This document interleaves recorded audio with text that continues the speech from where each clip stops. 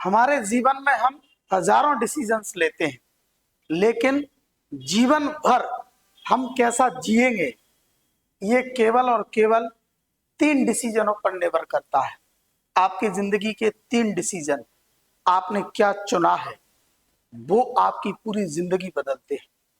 उनमें से पहला डिसीजन होता है कि जब हम 10वीं क्लास के बाद हम सब्जेक्ट सिलेक्ट करते हैं, वो आप कर चुके हैं, आपने बायोलॉजी ले लिया मान लो। उसके बाद दूसरा डिसीजन होता है 12वीं के बाद आपको कौन सी स्ट्रीम से ग्रेजुएशन करना है और क्या करना है, यानी उस क्षेत्र का चुनाव करना है जहां से आपको जिंदगी भर के लिए अपने आप को उस क्षेत्र के लिए सौंप देना। ठीक। और तीसरा है शादी का, कि आप किस लड़की से शादी करते हैं।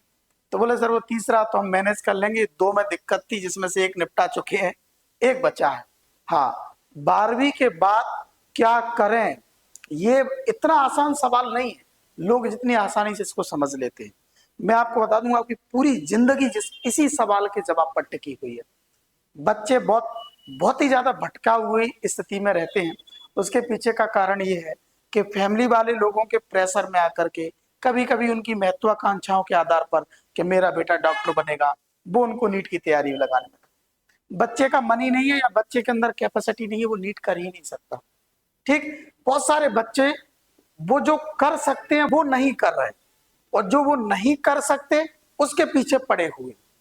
मैं आज आपको बायोलॉजी फील्ड के कुछ अच्छे अच्छे ऑप्शंस बताने वाला हूं। ध्यान से सुनना, वीडियो आपकी जिंदगी बदलने के लिए भी काफी हो सकता है अगर ईमानदारी से आपने बात समझ ली तो।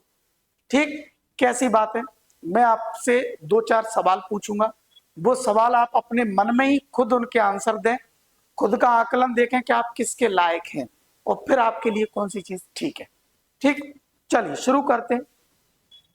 बायोलॉजी स्ट्रीम पहले नंबर पर। तो मैं आपको एक बात बता दूं, बच्चों के दिमाग में पता नहीं क्यों किसने ये डाल दिया कि बायोलॉजी मतलब डॉक्टर, अकेला डॉक्टर मतलब अकेला नीट, और नीट नहीं निकला तो बायोलॉजी के बच्चे का जीवन ही बेकार है। मुझे लगता है जिस व्यक्ति ने भी ये पाप किया है, या जिस समाज ने ये पाप किया है कि पूरी एक बड़ी बिरादरी को एक सब्जेक्ट यानी एक एग्जाम से तौल के रख दिया, ऐसा नहीं। बायोलॉजी वाले बच्चों के पास इतने ऑप्शंस होते हैं कि मतलब वो कुछ भी कर सकते हैं। पहले अपन नीट से ही देखते हैं। चलिए, मैं ये पहला एग्जाम इसीलिए लिख लेता हूं क्योंकि बायोलॉजी वालों की रग रग में ये बैठा होता है। तो मैं आपको बता दूं इसकी एलिजिबिलिटी क्या है। आप केवल 12वीं पास हो जाएं, 12वीं पास करने के बाद तुरंत नीट की तैयारी में जुट जाएंगे, ये काफी नहीं। आप अपने आप से 4-5 सवाल करो, फिर आप देखो कि आप इसके लायक हो तो दो, नहीं तो तुरंत यहां से निकल लो। आगे भी और एग्जाम बताने वाला हूं। पहला सवाल, क्या आपको 11वीं और 12वीं का, दोनों की बात कर रहा हूं, 11वीं और 12वीं का पूरा सिलेबस, ठीक, फिजिक्स केमिस्ट्री और बायोलॉजी 90% एनसीईआरटी पूरी एकदम कंठस्थ याद है? क्या आपको अंदर से ऐसी फीलिंग आती है कि सर मुझे पूरी 11th की एनसीईआरटी एकदम टकाटक एकदम इधर है, पूरी 12th की भी टकाटक है, मेरा बहुत अच्छा 90% के आसपास परसेंटेज बन रहा है? ठीक। तो मैं आपसे कहूंगा कि अगर आपने पूरी एनसीईआरटी 11th की जड़ से पढ़ी है, 12th की एकदम जड़ से पढ़ी है, तो आप नीट की तैयारी करने के लिए तैयार है। ठीक, पहली बात। दूसरी चीज, तैयारी करने से पहले आपका इंटरेस्ट भी देखो। क्या आप मेडिकल फील्ड में डॉक्टर बनना चाहते हैं? तो उसके लिए आप कभी मेडिकल में जाइए, जहां मरीजों का इलाज होता है, वहां अपने आप को खड़ा करके देखिए, क्या उस माहौल में आप रह करके अपना जीवन जीना चाहते हैं? समाज सेवा है एक अच्छी, लोगों को लगता है कि डॉक्टरी में बहुत पैसा है, पैसा तो है, लेकिन भाई साहब बहुत सारी समस्याएं भी हैं। क्या उन सारी समस्याओं को आप झेलने के लिए तैयार हैं? अगर वो प्लस है आपका, आप तैयार हैं, तो पहले फिर आपका मानसिक रूप से तैयार है कि आपको इतना नॉलेज है। ठीक, बोले सर वो भी तैयार है, ठीक है। फिर आप देखिए आपकी इकोनॉमिकली कंडीशन। भाई ऐसा नहीं कि आप तैयार है तो सारी पारिवारिक स्थिति भी देखनी पड़ती है। कोचिंग, बच्चे नीट की कोचिंग करनी है, भाई शुरू हो गए, फिर वो पड़ोस में कोई मित्र जा रहा है इंदौर कोटा तो हम भी जाएंगे। आपके पेरेंट्स के बारे में भी आपको सोचना पड़ेगा।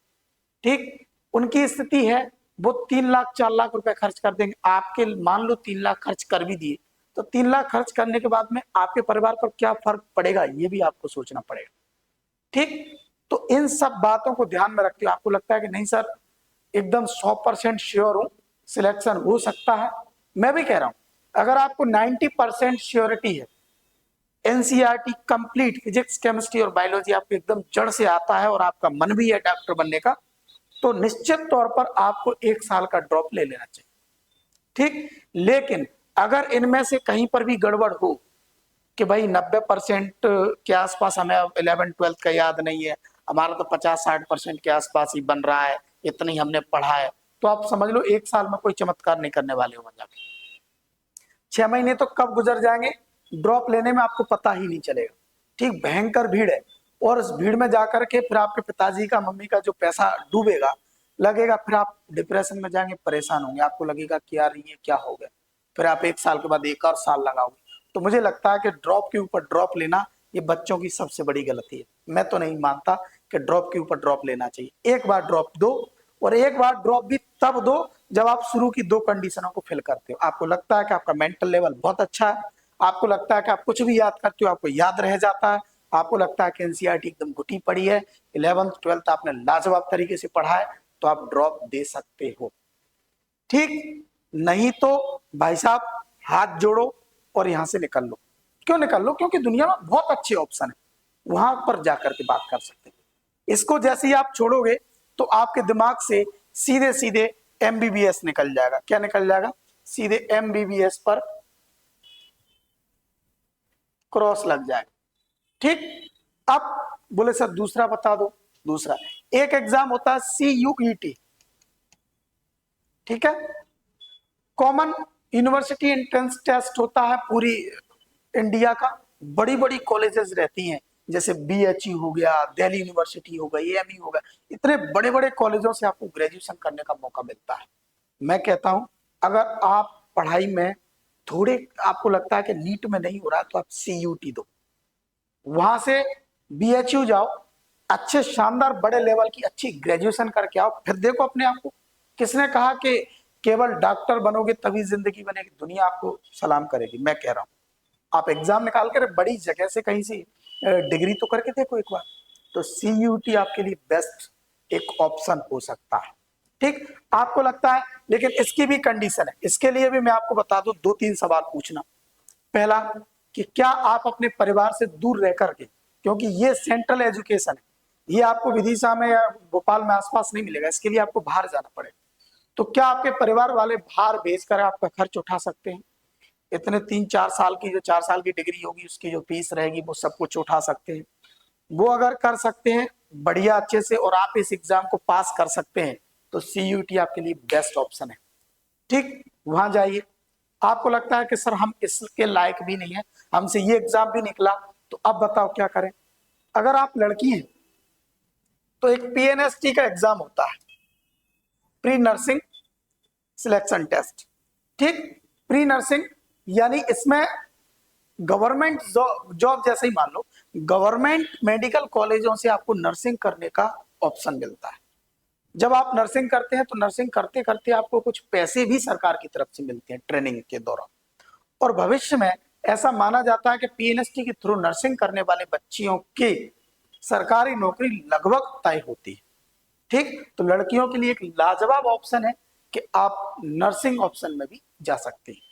ठीक, फिर आपके दिमाग में आ गया सर ये मेडिकल फील्ड तो हटाओ, हमें तो करना ही नहीं यार, मेडिकल में जाना ही नहीं, और ना ही हमें घर से बाहर कहीं बहुत बड़ी जगह पर AMU BHU दिल्ली यूनिवर्सिटी में जाना है। फिर हम क्या करें? तो आप सीधी सीधी मैं आपको बता दूं, फिर आप केवल BSc पकड़िए। BSc एक सबसे बेस्ट ऑप्शन है जो अलग अलग फील्डों में है। ठीक, अब BSc कहां कहां है? जैसे BSc इन बायोटेक्नोलॉजी एक अच्छा ऑप्शन है। ठीक, BSc इन कंप्यूटर साइंस एक अच्छा ऑप्शन है। BSc इन एग्रीकल्चर ये भी एक बेहतरीन ऑप्शन है।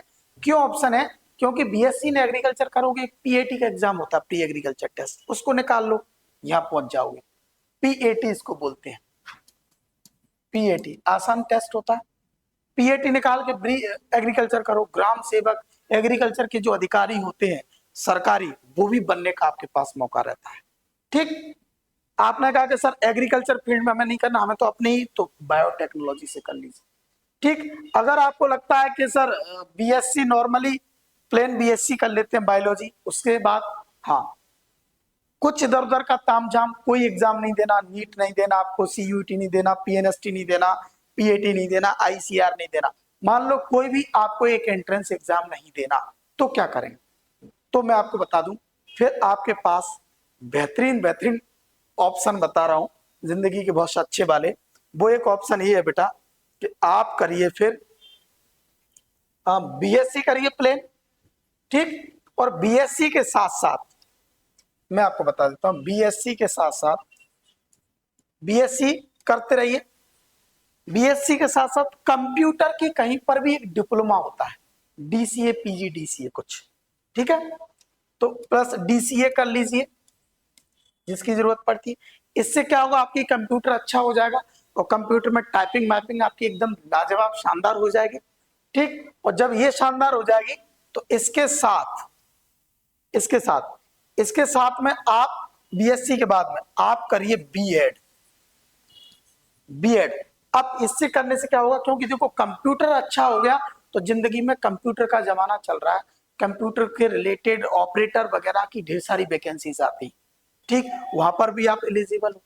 ठीक, दूसरी चीज ये है कि आपने बीएड कर लिया तो आप टीचर के लिए एलिजिबल, आप टीचर बन सकते हो। और मैं आपको बता दूं, टीचर की वैकेंसी आदि अनादि काल से आती जा रही है और आदि अनादि काल तक चलती जाएगी। टीचर की वैकेंसी कभी खत्म नहीं हो सकती, क्योंकि टीचर तो इस दुनिया की सबसे पहली नंबर की प्राथमिकता है, जरूरत है, चाहिए चाहिए। प्लस दो तो ऑप्शन आपके पास हो गया कि कंप्यूटर ऑपरेटर की जॉब जितनी भी गवर्नमेंट रहती है वहां पे अप्लाई कर सकते हो। दूसरा, टीचर आपके पास है, आप मान लो सरकारी टीचर नहीं भी बनते तो बीएड आपके पास है, तो प्राइवेट सेक्टर में भी आपके पास ऑप्शन खुला हुआ है, आप आराम से किसी भी अच्छे बड़े स्कूल में पढ़ा सकते हो। ठीक, तीसरा ऑप्शन बोले कि सर इसके साथ साथ और, हाँ तो बेटा जब तक बीएससी होगी, बीएससी कितने सालों में होती है, मिनिमम 3 साल में, 3 साल बीएससी हो, 3 साल इस बीएससी के साथ में आप करना कॉम्पिटिटिव एग्जाम की तैयारी। कॉम्पिटिटिव एग्जाम की तैयारी करो जिसमें बैंक, एसएससी, रेलवे, पुलिस से लेकर के एसआई, एसएससी, यूपीएससी, पीएससी, सारे एग्जाम दो भर भर के 3 साल।